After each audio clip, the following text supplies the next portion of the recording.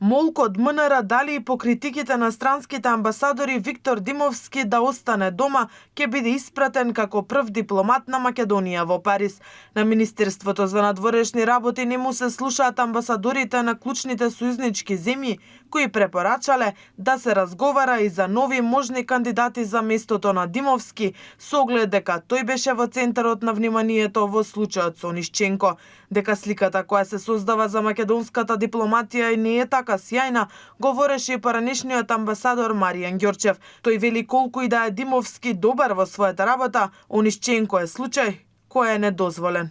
Ценам дека затај, и тоа многу затај, така и во дипломатијата, во МНР е ситуацијата, морам да кажам, драматично влошена од она време кога, да речеме, јас сум бил во влада и кога македонската дипломатија имала, да речеме, министри кога за како еден Среđan Керим кој што бил и на асамблејата на Светската асамблеја, нели председател на Собранието на Обединетите нации.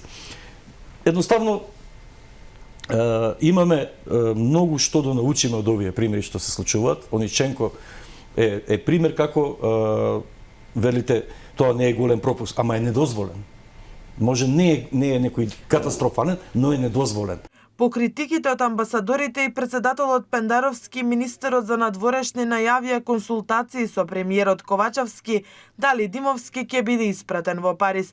Во меѓувреме, вината за скандалот со случајот Онишченко уште е неразјаснета за јавноста. Седницата во Собраниската комисија пропадна, бидејќи ниту поранешниот, ниту сегашниот директор на АНБ, а уште помалку некој член на агенцијата не се одважи да се појави и беше прекината. Председателот на комисијата Лупчо Пренџов го оцени како неодговорно однесувањето на вработените во АНБ и најави дека за кратко време ќе свика нова седница со цел мистеријата Онишченко да добие епилог.